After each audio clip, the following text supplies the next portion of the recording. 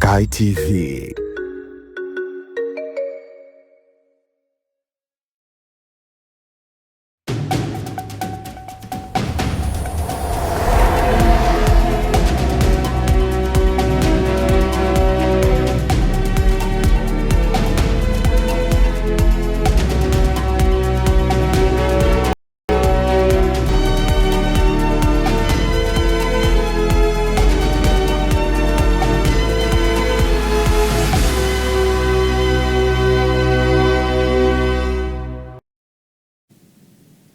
Ikikutangazia kutoka jijini Dodoma. Karibu mtazamaji katika ulimwengu wa habari tulionayo usiku huu.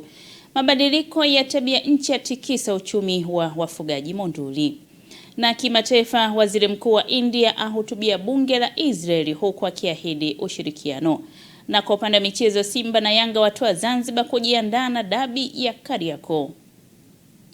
Hujambo mtazamaji popote pale ulipo, na karibu katika ulimwengu wa habari kutoka hapa Sky TV. Mimi ni Mindi Josefu. Tuanze na taarifa ambayo inahusisha ukosefu wa malisho uhakika katika kijiji cha Nalarami wilayani Monduli mkoani Arusha umetajwa kuwa chanzo cha vifo vya mifugo hususani ng'ombe, hali inayotikisa ustawi wa uchumi wa jamii za wafugaji wanaoishi katika eneo hilo. Kutoka Arusha, mwandishi wetu anatuletea taarifa kamili. Ukame unaochangiwa na mabadiliko ya tabia nchi umeacha alama isiyofutika kwa wakazi hao. Katika hali hiyo, wananchi wa kijiji cha Nalarami kilichopo wilayani Monduli, ambacho wakazi wake wengi ni jamii ya kifugaji, kimekumbwa na ukame mkali ulioathiri mifugo na kuacha majonzi yasiyofutika, ambapo wananchi wanasema ukosefu wa mvua za uhakika umegeuka kuwa tishio kwa mifugo ambao ni tegemeo kubwa la maisha ya wakazi hao. Mimi kwa kipindi cha mwaka huu, mifugo aliyokufa ni 5 kwangu.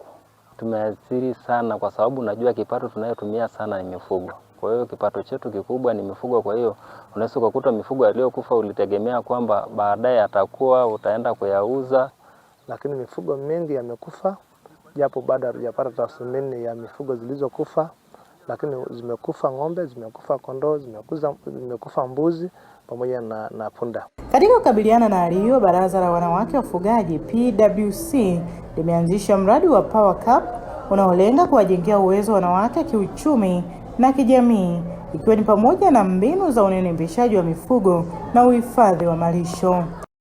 Watapata malisho wakati wa kipindi cha shida ya ukame na ukosefu kabisa wa sehemu ya malisho.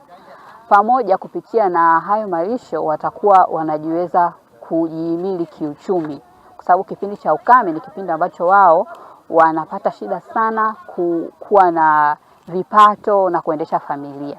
Kwa malisho yanapozidi kuwa karibu na yanapozidi kuwepo, mwanamke anapata kipato kupitia kuuza maziwa. Baadhi ya wanufaika wa mradi huo wanasema sasa wana matumaini mapya. Mbali na kuongeza kipato, pia wamepata elimu ya utunzaji wa mazingira ili kukabiliana na changamoto za mabadiliko ya tabia nchi. Unanunua mbuzi, unanunua kondoo, unanunua ng'ombe, unawanenepesha, unanunua pumbwa, unahifadhi.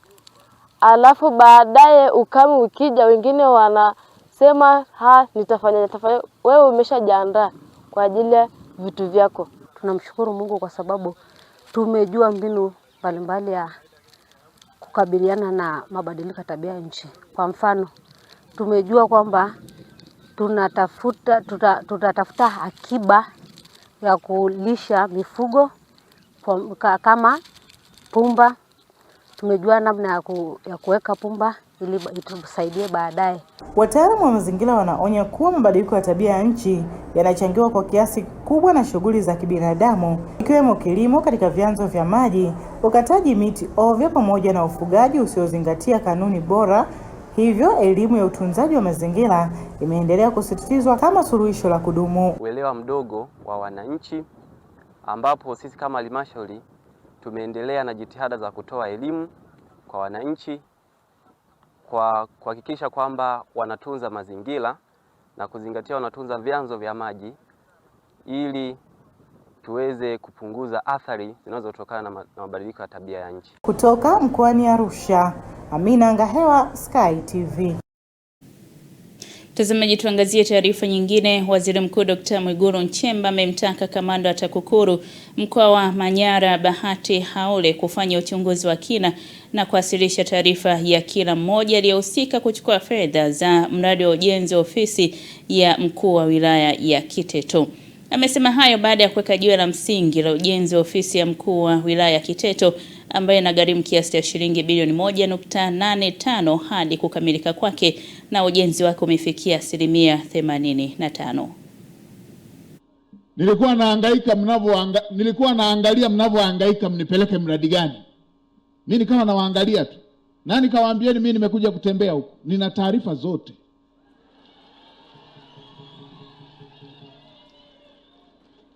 Nina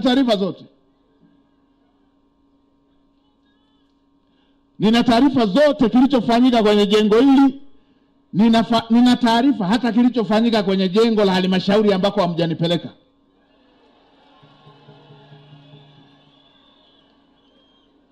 Ndio. Imeletwa fedha hapa ya mradi. Watu wamegawana fedha. Katika kukimbizana ndio wakarudisha fedha ile. Kwa walishatuibia, tusingewaona.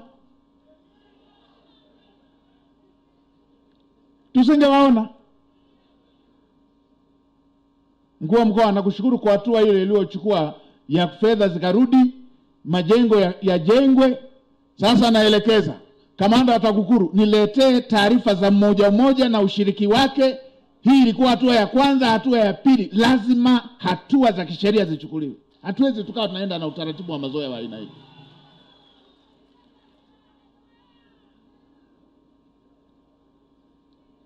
Mheshimiwa Waziri, itakapotoka taarifa ile, wale waliochukua fedha pamoja na kurudisha, hatukuwatuma kuja kugawana fedha hapa.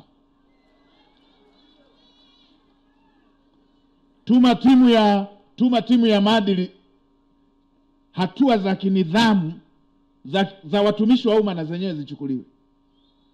Hatuwezi tukawa tunaviziana kwenye fedha ya umma namna hiyo, kwamba wakiniona naondoka nazo, wasiponiona naondoka nazo,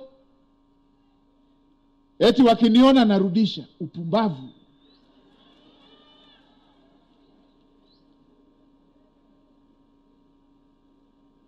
Niliwasimamisha wengine kule hivyo. Eti wamekuapua fedha za jengo, baada ya hapo wameacha BOQ iliyopelekwa kwenye jengo. Wamejenga, tumesema ziwekwe nondo 8, wao wameweka 4. Tumesema za milimita 16, wao wameweka 6. Baada ya hapo wanasema tutarekebisha kwa fedha zenu. Mna fedha nyinyi ya kuikopesha serikali? Upumbavu mtupu na huu. Mnaiba hapa baadaye mseme mnatengeneza kwa fedha yenu wenyewe. Yenu ya kutoka wapi?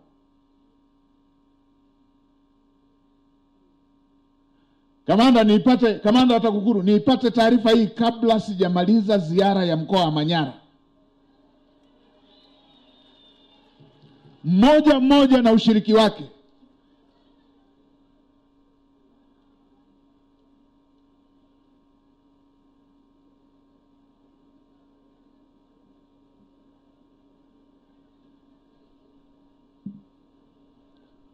Mimi nachukia uzembe, nachukia uvivu, nachukia wizi. Hata kama tuko kwa Kwaresima na mwezi mtukufu, hawa lazima wakipate cha moto.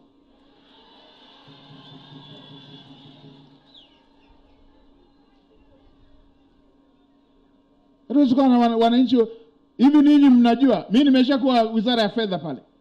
Najua hakuna Mtanzania analipa kodi kwa sababu ana mapesa mengi sana. Watanzania wanajibana, hawalipi kwa sababu wana ziada, wanajibana kwa sababu wanataka hospitali, wanajibana kwa sababu wanataka shule, wanajibana kwa sababu wanataka watoto wao wasome, wanataka watoto wao watibiwe, wanataka wazazi wao watibiwe. Leo hii tuje tupate wengine kakikundi hivi wajigawie kwa sababu ya nafasi walionao. Hii haikubaliki.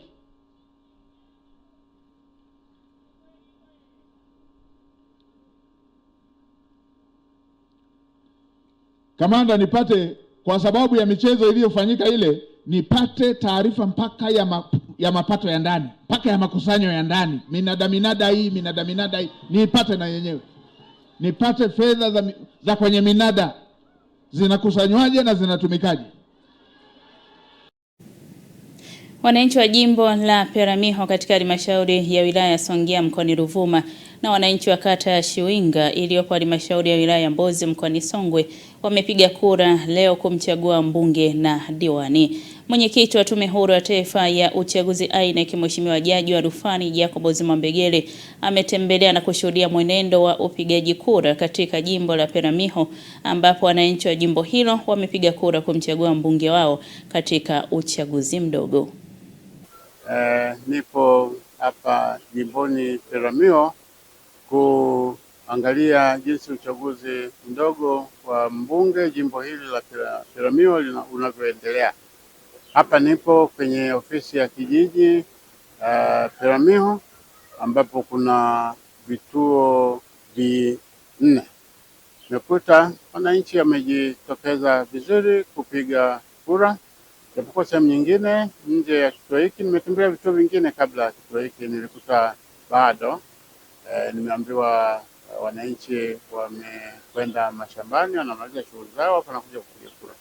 Lakini hapa ofisi ya kijiji Peramiho nimekuta turnout ya wapiga kura ni ya kutosha katika vituo vinne nilivyotembelea. Nadhani watu wengi zaidi watajitokeza ikishafika huko mchana. Najua kwamba hapa ni katikati ya wiki na ni msimu wa kilimo, kwa hiyo watu wako busy katika kilimo. Lakini pamoja na hayo, hapa ofisi ya kijiji Peramiho wamejitokeza watu wengi wa kutosha. Nimepewa taarifa pia kwamba pia huko kwenye kata ya Shiwinga katika halmashauri ya wilaya ya Mbozi uchaguzi pia unaendelea vizuri. Challenges ambazo tunazipata sehemu hizi mbili ni kwamba asubuhi kwa kweli watu wanaanzia kwenye shughuli za mashambani na baadaye watajitokeza. Kwa hiyo pia na huko kwenye uchaguzi wa diwani kata ya Shiwinga nimeambiwa kwamba zoezi hili linaendelea vizuri. Bado naendelea na kutembelea vituo vingine niangalie jinsi zoezi hili linavyoendelea. Asante. Kwa majina naitwa Benedict Martin Fosi, ni wakala wa chama cha CCM. Katika uchaguzi huu mdogo wa mbunge, uchaguzi unaendelea vizuri, watu wanajitokeza kwa wengi katika kuhakikisha wanamchagua mbunge wao ambao wanamhitaji. Kwa majina naitwa Crystal Lucius Yala, ni wakala wa chama cha kupitia UPDP.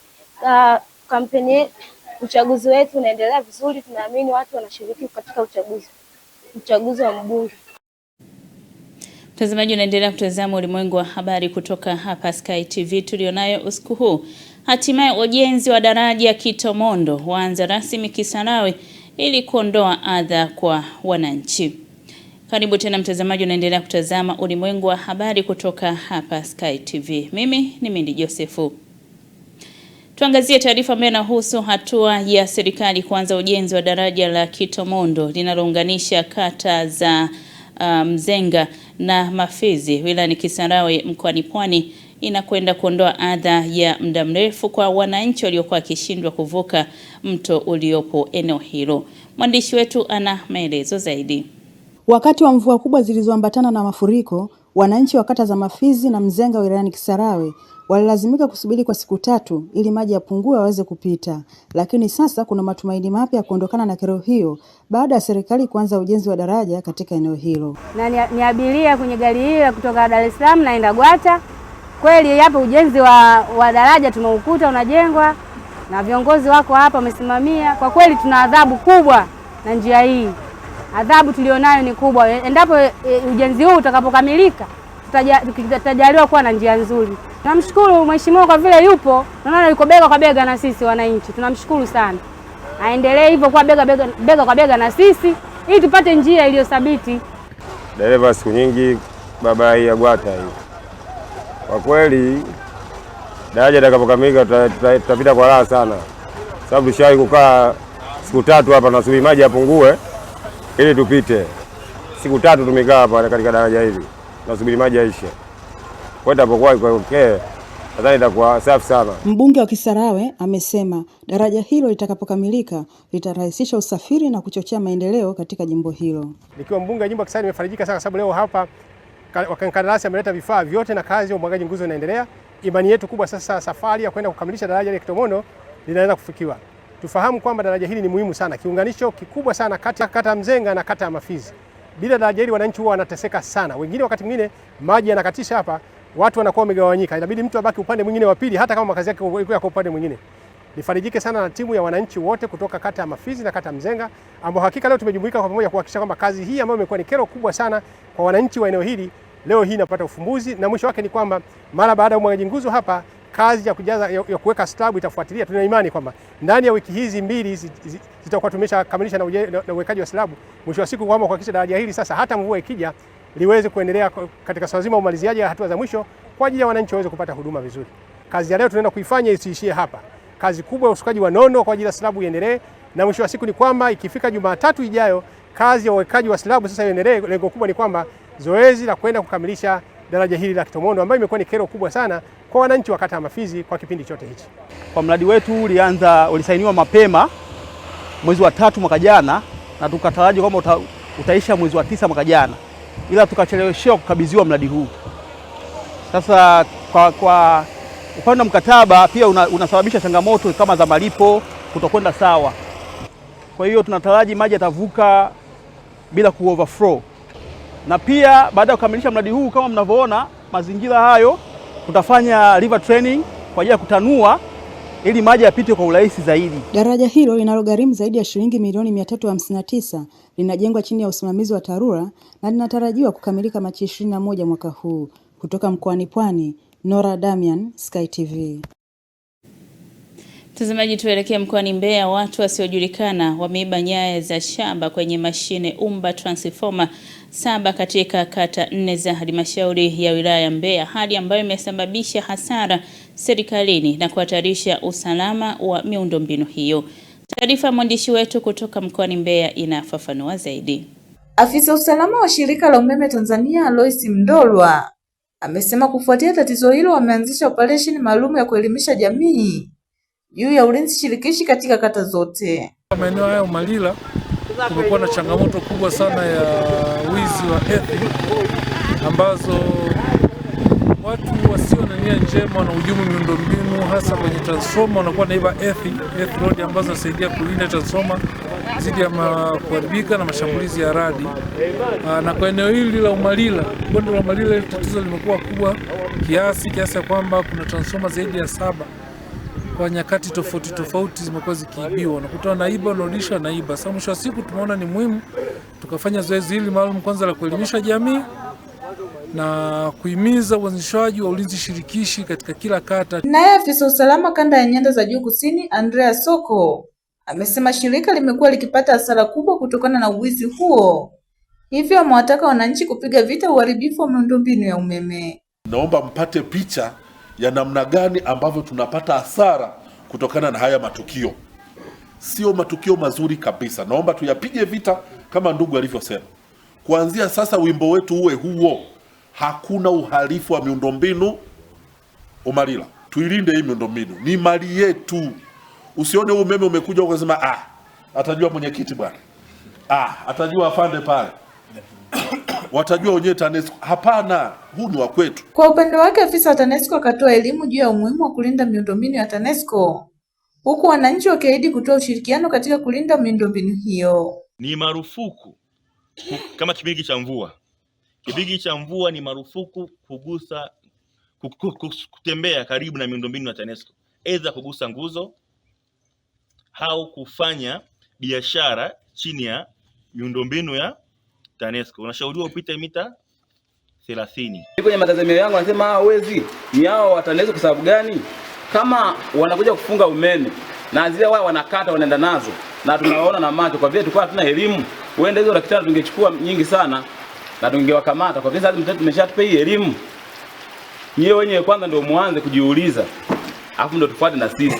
Hatujabahatika kuwafuma wale watu pale, nao sijui tu ni watoto wetu, sijui ndio nyewe wenyewe mnatoka huko kwamba labda hao watu ni saa ngapi, wana timing. Yani ni muda mdogo sana, kwa sababu maeneo yale karibu watu wengi wanapita pita ni njiani.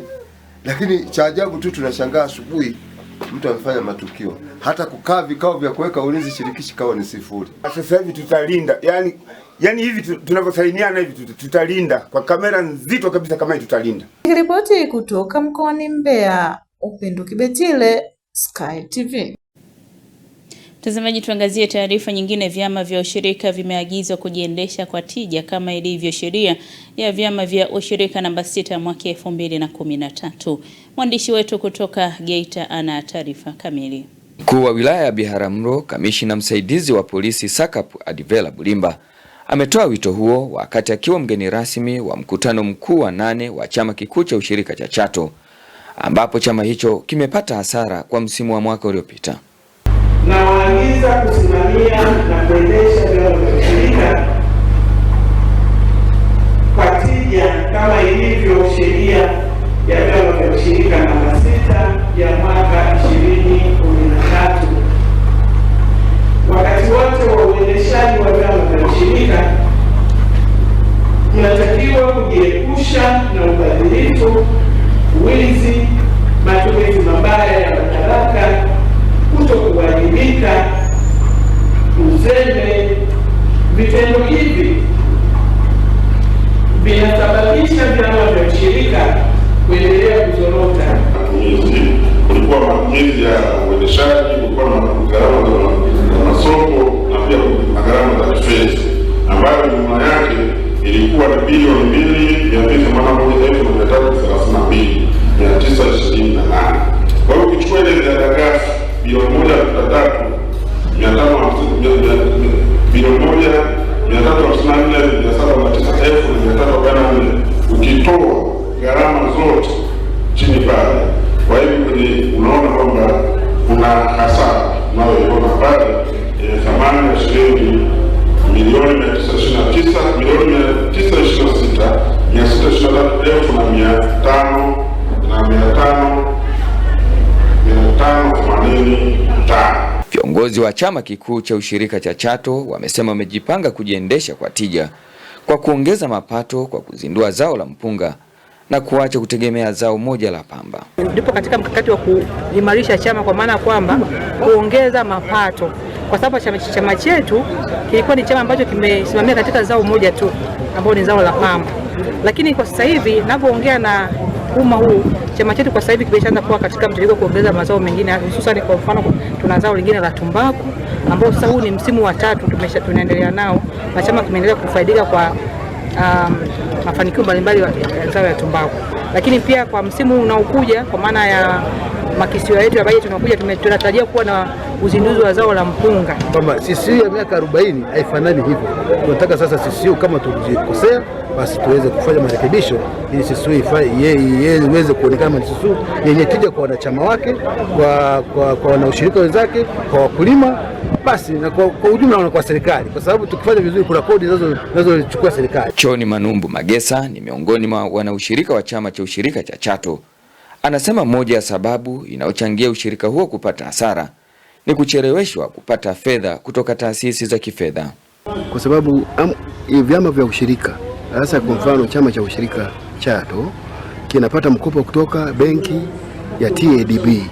Lakini hiyo benki wakati mwingine wakulima wanapoanza kuuza mazao yao, unakuta benki haijatoa mkopo kwa wakati. Chama kikuu cha ushirika cha Chato kinafanya kazi kwa wilaya 2 za Chato na Biharamulo na kimetumia mkutano huo wa 8 kutoa zawadi ya pikipiki kwa AMCOS ya Mwabasabi baada ya kuzalisha pamba ya kutosha, pamoja na kumpatia pikipiki mkulima bora wa pamba anayotoka katika ushirika huo. Michael Francis Bundala, Sky TV. Mtazamaji, kama ndio kwanza unaungana nasi, unatazama ulimwengu wa habari kutoka hapa Sky TV. Mimi ni Mindi Josefu. Mkuu wa wilaya ya Ileje Mheshimiwa Farida Mgomi amewapongeza wananchi wa kata ya Bupigu kwa kuitikia wito wa kutunza mazingira na kujenga vyoo bora katika kaya za vijiji vya kata hiyo. Tupate undani wa taarifa hii.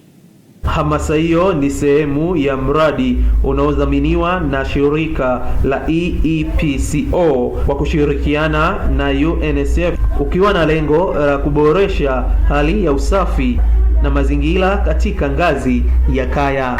54 zinatumia vyoo bora, lakini kaya 8270 sawa na 44% tunatumia vyoo vya asili, lakini 0.4% kwa maana ya kaya 234 hawatumii vyoo kabisa, na 44.5 kwa maana ya kaya 8203 wao wanatumia vifaa vile vya kutitirisha maji, na 39 ambayo sawa na kaya 7328 hawa pia wanatumia vifaa kwa maana ya kunawa, wanatumia maji na sabuni. Kilinganisha na huko nyuma, asilimia zimepanda, lakini tungetamani kuona 100% tunatumia vyoo bora. Serikali yenu ya Jamhuri ya Muungano wa Tanzania iko mstari wa mbele katika kuhakikisha swala zima la afya linaendelea kuimarika. Sote tunatambua kwamba jambo la afya ni jambo la muhimu sana. Swala la afya ni ustaarabu. Swala la afya ni kujikinga na magonjwa, sio swala la kushikiana bakora, sio swala la kupelekana kwa mtendaji wa kijiji. Swala la afya ni sisi wenyewe wanajamii tuone umuhimu wa swala zima la usafi wa mazingira. Mheshimiwa Mgomi amesisitiza kuwa suala la afya ni wajibu wa kila mwananchi, akiwataka kuzingatia matumizi sahihi ya vyoo pamoja na kunawa mikono kwa maji tiririka na sabuni ili kujikinga na magonjwa ya mlipuko. Katika karne hii tuliyokuwa nayo, ni aibu sana eti mtu anajenga nyumba alafu haina choo. Sasa hebu tujiulize, kama nyumba haina choo, unakwenda kujisaidia wapi? Unakwenda kujisaidia kwa mazingira gani? Tuna kila sababu ya kuliangalia hili na kuchukua hatua stahiki ya kuhakikisha wote tuna vyoo bora, lakini kuendelea kufuata maelekezo ya wataalamu wetu wa afya katika kuhakikisha kila mtu anazingatia umuhimu wa kutunza mazingira. Ujenzi wa vyoo bora, ambapo tuko haraka katika eneo hili tulilopo, tumeonyeshwa choo bora kinafananaje kama kile pale tumeonyeshwa, lakini tumeonyeshwa namna ya kunawa mikono kwa maji tiririka. Kuna hatua kama 8. Nashukuru wengi wetu hapa tuliokuwepo tumepata ile elimu ya kutosha, na ninaamini kutoka kijiji hiki na vijiji vingine vilivyopo kwenye kata ya Bupigu vitaendelea kuwa darasa katika vijiji vingine 71 vilipopo kwenye wilaya yetu ya Ileje. Pia amesisitiza kuwa ushirikiano huo utasaidia kujenga jamii yenye afya pamoja na mazingira salama kwa maendeleo endelevu ya wilaya ya Ileje. Nikiripoti kutoka mkoani Songwe, mimi John Kiango, Sky TV. Mtazamaji, tunapata mapumziko mafupi na tukirejea ni katika habari za biashara na uchumi.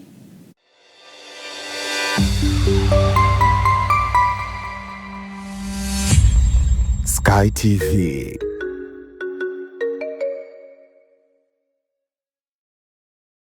Habari, jina langu ni Sarah kutoka ya ZIC. Kazi yangu ni kukuongoza katika kufanya maamuzi sahihi ya kujikinga wewe na mali yako dhidi ya majanga yasiyotarajiwa kwa kupata bima kutoka ZIC. Je, unaifahamu ZIC? ZIC ni shirika la bima lililoanzishwa mwaka 1969 kutoa huduma za bima kwa wananchi, taasisi za umma na binafsi kwa lengo la kulinda uchumi wa watu binafsi na nchi yetu kwa ujumla. Lengo letu ni kuwa kampuni ya bima inayoaminika na wateja na kutambulika kote Afrika Mashariki. Dhamira yetu ni kulinda na kuwawezesha wateja wetu kwa kuwapa huduma bora na za kuaminika. Baada ya utangulizi wangu, je, ungependa kujua kuhusu huduma zetu? ZIC Tunatoa huduma za bima za mali na ajali, na kati ya hizi ni bima ya magari, bima ya wizi, bima ya moto, bima ya mizigo. Je, unazijua branchi zetu? Kuhakikisha tunawafikia wateja wetu nchi nzima, tunatoa huduma zetu kupitia ofisi zetu kuu zilizopo mtaa wa Mpirani pamoja na matawi yetu yafuatayo: Amani, Makubi, Chake Chake, Dar es Salaam, Dodoma, Mwanza, Kahama, Arusha, Tanga, Mbeya na Mtwara. Unajua ni njia gani tunazotumia kuwapa wateja wetu huduma? Tunatoa huduma kupitia ofisi zetu, kupitia mawakala na madalali wa bima waliosajiliwa na Mamlaka ya Bima Tanzania, kupitia mawakala wa Bank Assurance na pia kupitia mitandao ya simu kupitia Voda Bima na Mix by Yas. Karibu ufurahie huduma zetu kwa masaa 24. Tunakujali.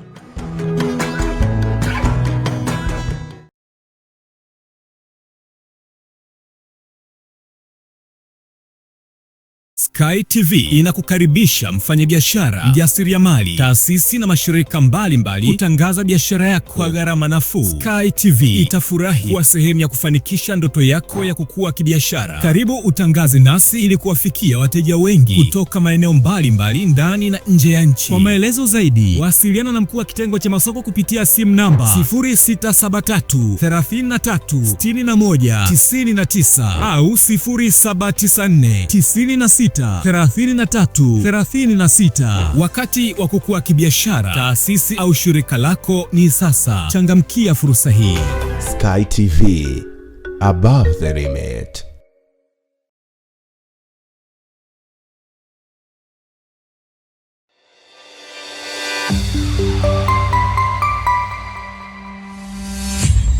Sky TV.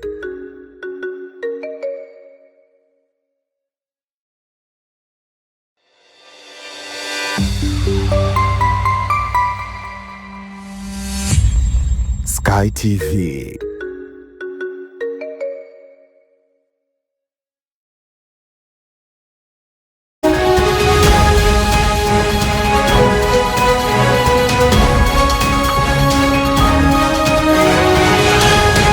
Biashara na uchumi.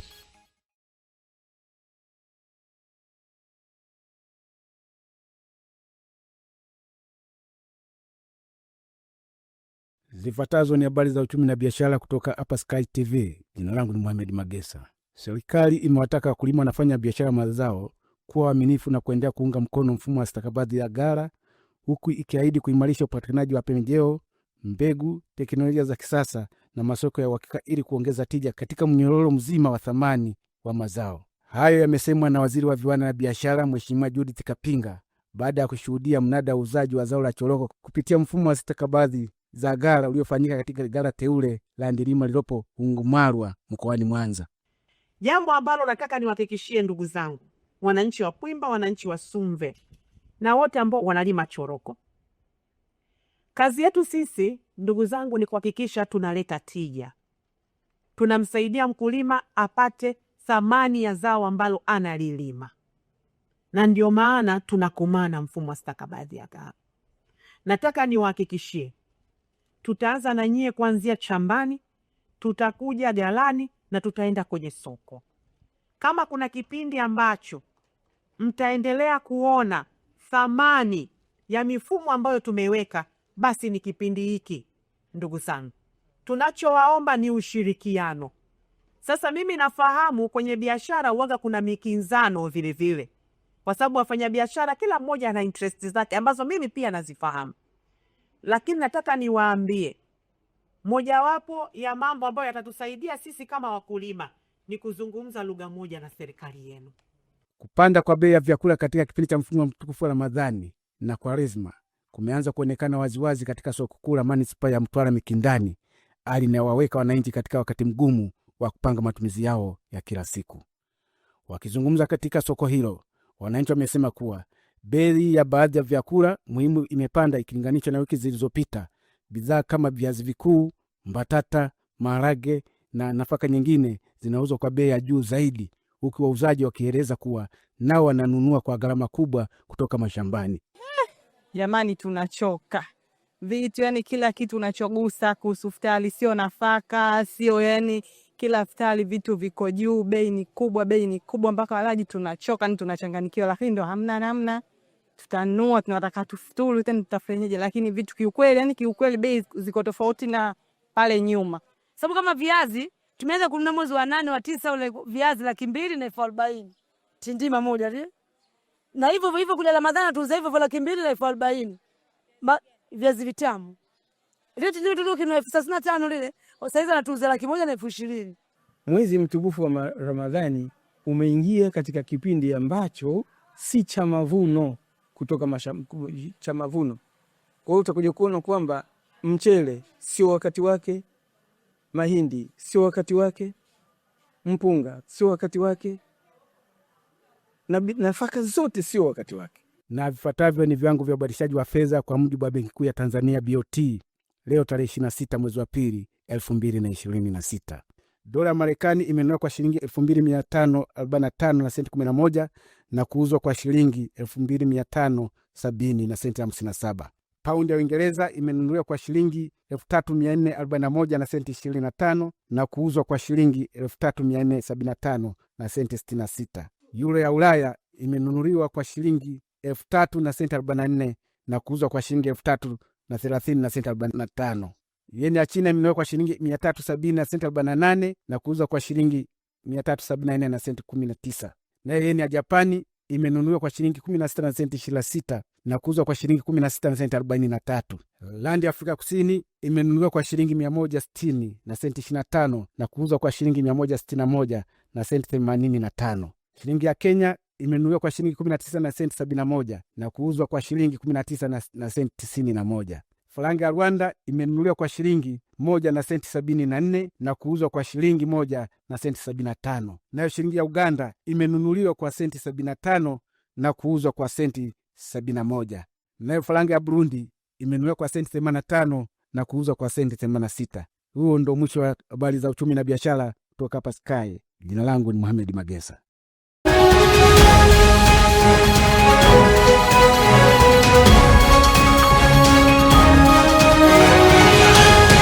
Biashara na uchumi.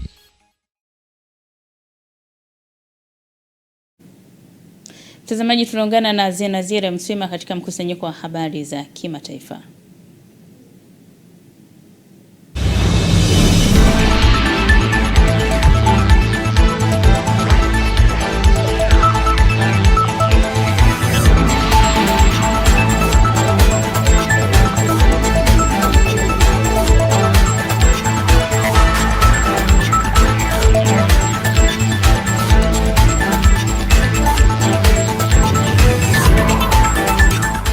Habari za kimataifa. Hujambo, karibu katika habari za kimataifa. Waziri Mkuu wa India Narendra Modi amelihutubia bunge la Israel akidai ushirikiano, urafiki na heshima na taifa la Israel ambalo hadhi yake kimataifa limetiwa doa kutokana na vita vyake katika ukanda wa Gaza. Narendra Modi ambaye yuko ziarani huko Israel kwa lengo la kuimarisha mahusiano ya kibiashara na ulinzi, ameongeza pia kuwa India inasimama imara na Israel kufuatia shambulio la Hamas la Oktoba 7, 2023. Pia ninawasilisha salamu za rambirambi za dhati kutoka kwa watu wa India kwa kila maisha yaliyopotea na kwa kila familia ambayo iliathirika kufuatia shambulio la kigaidi la Hamas mnamo Oktoba 7, alisema Modi. Waziri mkuu huyo wa India alikutana na mwenzake wa Israel Benjamin Netanyahu ziarani, ambaye ameibua ukosoaji mkali nchini India ambayo kihistoria imekuwa ikiwaunga mkono wa Palestina, lakini sasa kuwashuhudiwa mabadiliko ya sera ya kigeni ya India chini ya uongozi wa Narendra Modi. Kiongozi mkuu wa kanisa la Katoliki duniani Papa Leo wa 14 anatarajia mwezi wa Aprili kufanya ziara katika mataifa 4 ya Afrika, ikiwa ni pamoja na Algeria, Cameroon, Angola na Guinea ya Ikweta. Kiongozi huyo wa kidini atautembelea mji mkuu wa Algeria na eneo la Annaba kuanzia Aprili 13 hadi 15, ikiwa ni ziara ya kwanza katika taifa hilo la Kiislamu la Afrika Kaskazini. Akiwa huko Kamerun na Angola, Papa Leo anatarajiwa kutoa wito wa amani na mazungumzo ya kijamii kufuatia migogoro ya muda mrefu ya makundi yanayotaka kujitenga na ambayo yamekuwa yakisababisha vifo vya raia. Polisi nchini Kenya imemkamata mtu anayetajwa kuhusika katika mpango wa kuwarubuni wa Kenya kwa ahadi za kazi nchini Urusi na ambaye amejikita mstari wa mbele wa vita nchini Ukraine. Festus Omwamba amekamatwa kwa tuhuma za kujihusisha na biashara haramu ya binadamu katika mji wa Moyale, kaskazini mwa Kenya, karibu na mpaka wa Ethiopia, na atasafirishwa hadi mji mkuu Nairobi. Msemaji wa polisi ya Kenya, Michael Muchiri, amesema Omwamba, ambaye alitambuliwa na wahanga watatu, alikamatwa wakati akijaribu kukimbia baada ya kurejea kutoka Urusi. Wiki iliyopita serikali ya Kenya ilisema kuwa zaidi ya raia wake 1,000 waliajiliwa na Urusi kupigana vita nchini Ukraine. Mwisho wa habari za kimataifa, langu jina ni Zinazire Mswima.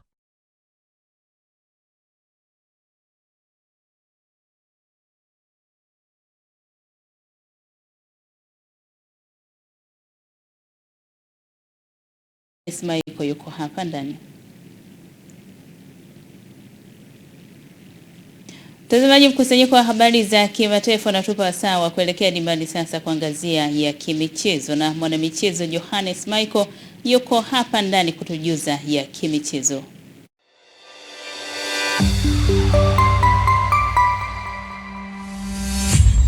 Sky TV.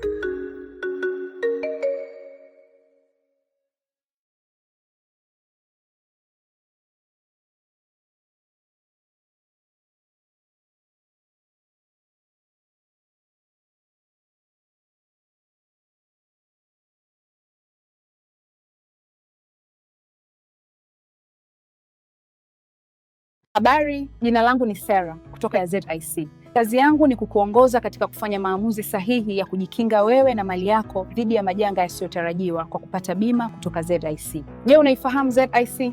ZIC ni shirika la bima lililoanzishwa mwaka 1969 kutoa huduma za bima kwa wananchi, taasisi za umma na binafsi kwa lengo la kulinda uchumi wa watu binafsi na nchi yetu kwa ujumla.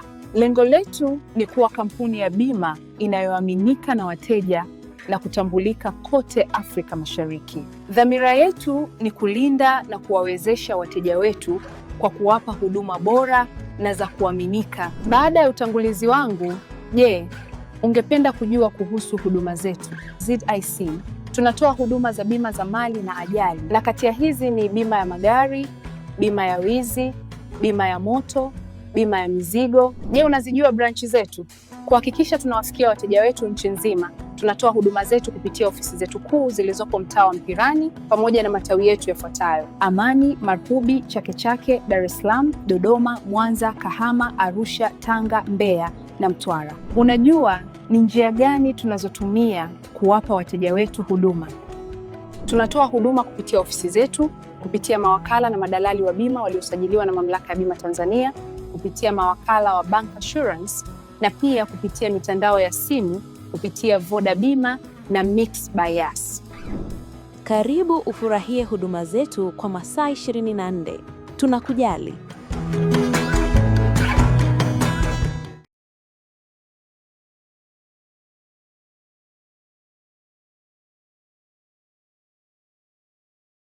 Sky TV inakukaribisha mfanyabiashara, mjasiriamali, taasisi na mashirika mbalimbali kutangaza biashara yako kwa gharama nafuu. Sky TV itafurahi kuwa sehemu ya kufanikisha ndoto yako ya kukua kibiashara. Karibu utangaze nasi ili kuwafikia wateja wengi kutoka maeneo mbalimbali ndani na nje ya nchi. Kwa maelezo zaidi, wasiliana na mkuu wa kitengo cha masoko kupitia simu namba 0673 33 61 99 au 0794 96 3336. Wakati wa kukua kibiashara, taasisi au shirika lako ni sasa. Changamkia fursa hii.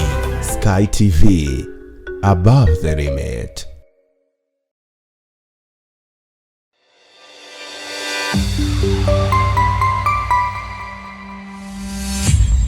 Sky TV.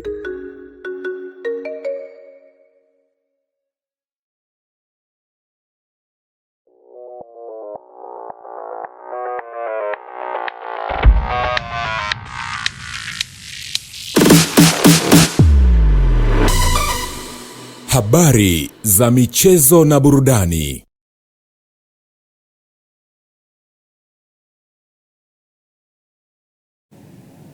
Hali gani mtazamaji wa Ulimwengu wa Habari, karibu katika habari za michezo na burudani. Mimi ni Johannes Michael.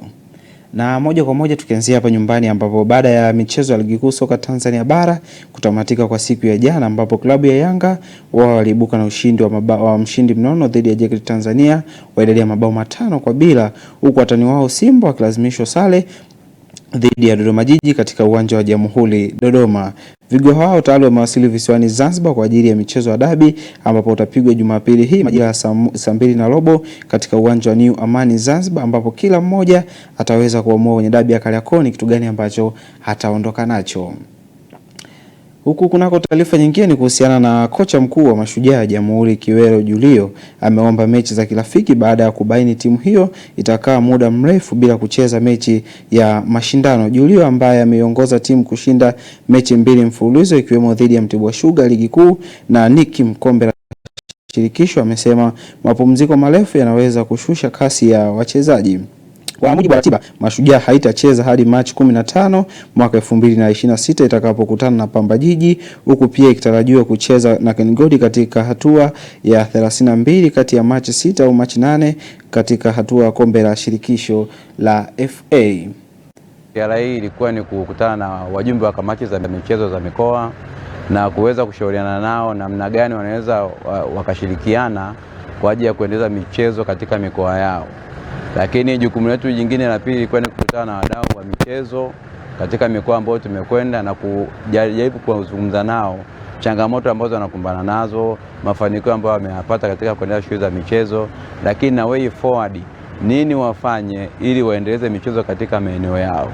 Lakini pia ziara yetu ililenga kutembelea shule miongoni mwa shule 56 zile ambazo zimechaguliwa na serikali kwa ajili ya kufundisha somo la michezo na kuendeleza michezo hapo kwenye hizo shule. Tumepita kwenye hizo shule katika kila mkoa, tumetembelea miundombinu, tumeangalia idadi ya walimu waliopo, idadi ya wanafunzi ambao wanachukua mchepuo wa somo la michezo na mafanikio ambayo yamepatikana kwenye hizo shule kupitia somo la michezo kwenye hizo shule. Kimsingi, Baraza la Michezo la Taifa BMT tunatoa pongezi za dhati na shukrani za dhati kwa makatibu tawala wa mikoa au wenye vitu wa kamati za michezo za mikoa. Ushirikiano mkubwa ambao wametupatia kuanzia walipotupokea mpaka kufanikisha majukumu haya katika mikoa yao. Tunaahidi kuendelea kushirikiana nao na kwenye mikoa ambayo hatujaweza kwenda tutakwenda awamu ijayo.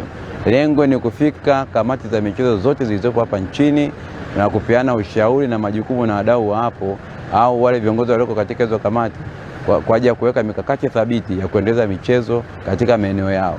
Kimsingi, mambo makubwa ambayo tumeyasisitiza ni kufanya kazi kwa pamoja, kuwa na ubunifu katika kutafuta vyanzo vya fedha katika kuendesha michezo, hususan kugharamia timu zao za mikoa, lakini pia kuweka mikakati ya kujenga miundombinu ya kisasa ili wananchi wapate maeneo kwa ajili ya kuweza kucheza michezo mbalimbali.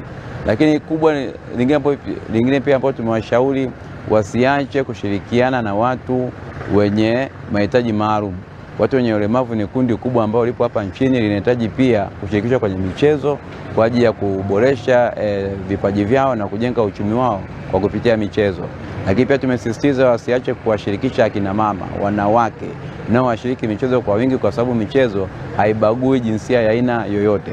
Kikubwa tumewasisitiza wajenge pia academy na kwa ajili ya kuibua vipaji vya kuendeleza vijana kuanzia level za chini, ili kusudi waweze kupata vijana ambao watakuja kulitumikia taifa katika michezo mbalimbali ambao Mwenyezi Mungu amewajalia vipaji kuwa navyo.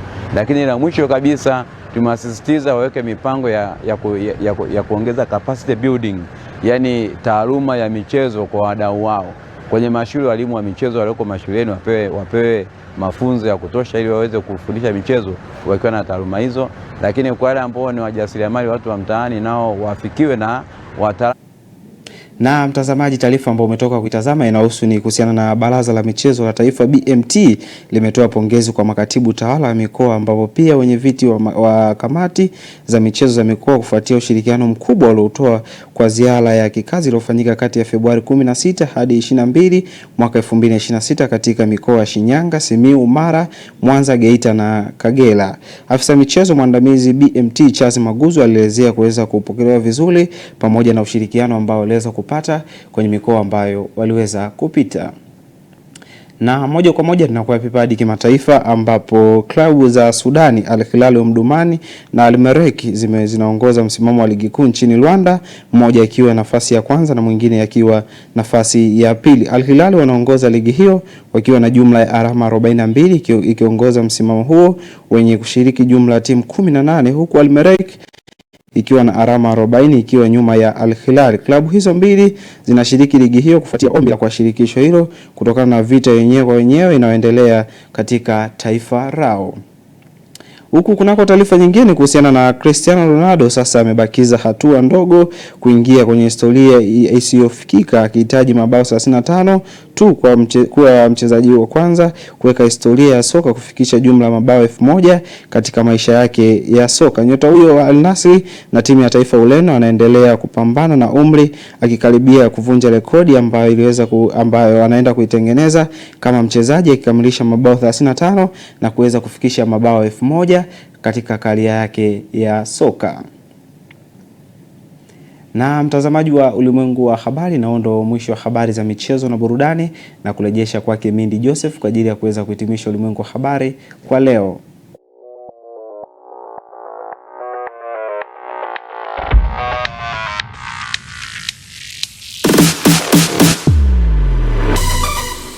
Habari za michezo na burudani.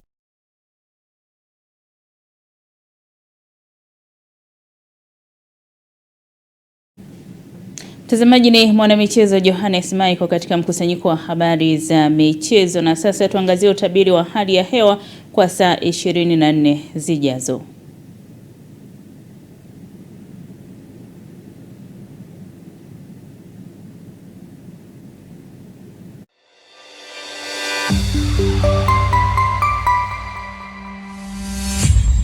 Sky TV.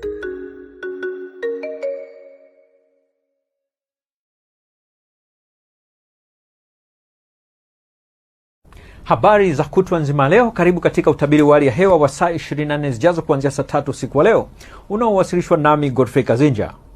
Kwa usiku wa leo ni matarajio yetu katika maeneo ya pwani ya kusini kunatarajiwa na hali ya mvua katika maeneo machache, huku maeneo mengine ya nchi yakitarajiwa na hali ya mvua na ngurumo kwa maeneo machache. Kwa siku ya kesho, upepo kwa ujumla unatarajiwa kuwa wa wastani katika maeneo mengi ya nchi, na mtawanyiko wa viashiria vya mvua vinaonekana katika maeneo mengi ya nchi, huku mamlaka ya Tanzania ikitoa angalizo la matarajio kwa na vipindi vifupi vya uwepo wa mvua kubwa katika mikoa iliyopo maeneo ya nyanda za juu kaskazini mashariki, mikoa ya Tanga, visiwa vya Unguja na Pemba, mkoa wa Mbeya, Iringa pamoja na mkoa wa Njombe. Ni vyema mkazi wa maeneo husika kuwa makini na angalizo hilo. Kwa siku ya kesho ni matarajio yetu maeneo ya ukanda wa Ziwa Victoria, magharibi mwa nchi, mwambao wa pwani yetu ya Bahari ya Hindi yakihusisha na mkoa wa Ruvuma. Kuna hali ya mawingu, mvua na ngurumo za radi katika maeneo machache pamoja na vipindi vifupi vya jua. Nyanda za juu kaskazini mashariki, mikoa iliyopo katikati mwa nchi ikihusisha mkoa wa Singida na Dodoma, nyanda za juu kusini magharibi pamoja na mkoa wa Morogoro. Hayo maeneo yatakuwa na hali ya mawingu yenye mvua na ngurumo za radi katika baadhi ya maeneo pamoja na vipindi vifupi vya jua. Na sasa tumalizie utabiri wetu kwa kuangalia matarajio ya siku 4 zijazo katika baadhi ya miji kuanzia siku ya kesho kutwa. Jiji la Dar es Salaam inatarajiwa kuwa na hali ya mvua na ngurumo katika maeneo machache. Hali kadhalika hali kama hiyo pia inatarajiwa kujitokeza katika mkoa wa Dodoma. Mkoa wa Mwanza unatarajiwa kuwa na hali ya mvua na ngurumo katika maeneo machache. Hali kadhalika hali kama hiyo pia inatarajiwa kujitokeza katika mkoa wa Mbeya. Kwa upande wa mkoa wa Kilimanjaro kunatarajiwa kuwa na hali ya mvua na ngurumo katika maeneo machache, hali ambayo pia inatarajiwa kujitokeza katika mkoa wa Morogoro. Mkoa wa Arusha unatarajiwa kuwa na hali ya mawingu kiasi pamoja na mvua na ngurumo katika maeneo machache. Kutoka mamlaka ya hali ya hewa Tanzania hatuna la ziada. Asante na tunakutakia wakati mwema. Mtazamaji, kabla ya kuhitimisha ulimwengu wa habari, tupate muhtasari wa yale tuliyokuwa nayo. Mabadiliko ya tabia nchi yatikisa uchumi wa wafugaji Monduli. Na kimataifa, waziri mkuu wa India hutubia bunge la Israeli huku akiahidi ushirikiano. Na katika michezo, Simba na Yanga watua Zanzibar kujiandaa na Kariakoo Derby. Mtazamaji, nafika tamati katika ulimwengu wa habari. Kwa niaba ya timu nzima ya Sky TV, mimi ni Mindy Joseph. Endelea kufuatilia vipindi vyetu kutoka hapa Sky TV. Uwe na usiku mwema.